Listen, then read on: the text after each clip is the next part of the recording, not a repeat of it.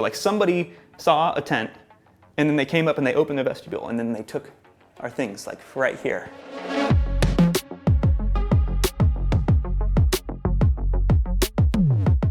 So the hardest day I've ever had on a bike was July 17th, 2011. It was in Montpellier, France. My friend and I, we had asked for a couple of weeks off, a month off from our jobs. We wanted to go tour in Spain and France, and we wanted to try to watch the Tour de France at the same time. And the 2 or 4 weeks off that we had originally asked for turned into about 6 weeks off. But we were very excited, and we got off to a pretty rocky start though. We flew into Barcelona, and my bike, all my bags, everything was lost, and I didn't have even a change of clothes. So we ended up sleeping the first 2 nights in the airport, constantly being woke up by airport security.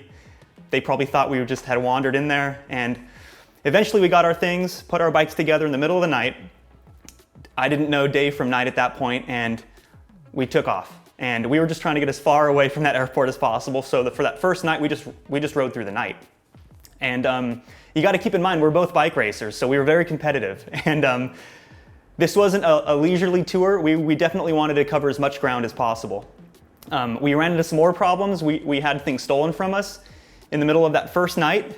So my friend had his shoes stolen from the vestibule of the tent. So we were sleeping in a tent. We were legit bike touring, and somebody had stolen from right next to our heads on the beach.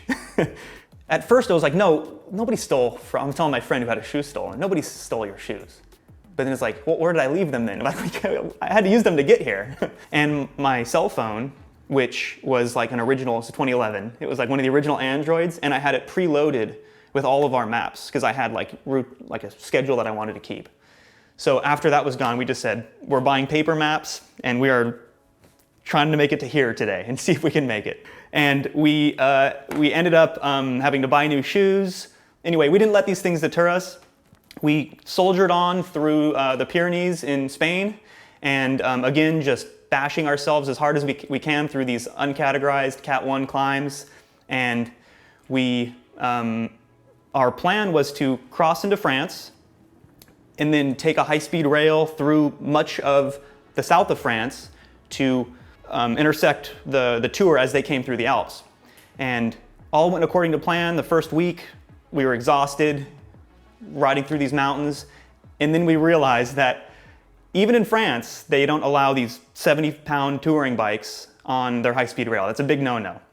So frustrated by the language barrier, frustrated by the French just wanting to say no to everything that we said, we ended up saying, screw it. We're just going to race across the south of France and try to intersect with stage 15, I believe it was, in Montpellier. And you keep in mind that our starting point was exhaustion, climbing through the Pyrenees, and our plan was to rest and take it easy for that next week. That way we could enjoy ourselves in the Alps. Instead, we had a finishing point and we had a starting point, and we knew how much ground we had to cover. It's hard to do that much. It was something like 80, 100 miles a day, which doesn't seem like much, but these are 70-pound bikes, and we were dead exhausted at this point. But we were motivated, so we went for it.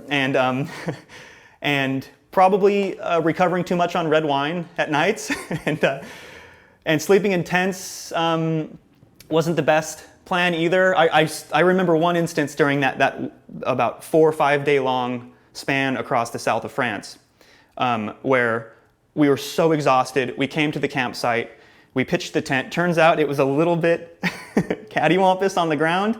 My head was below my feet, and I was just tired. I just fell asleep, and I woke up with the most throbbing, wine-induced headache from my head being so far below my feet. And but we just soldiered on, and each day we thought, you know, maybe we can't make it. Maybe this is a little bit too far. Maybe we've bit off a little bit too much. And but we thought we're just going to keep going. And it was that last day, which was July 17th, 2011. That was the hardest day I've ever had on the bike, because we had 4 days in our legs, and we had one last day to make it to the sprint finish in Montpellier. And we were going to be damned if we were going to miss this, because we'd put in so much effort into making it there. And I was fighting the stomach thing.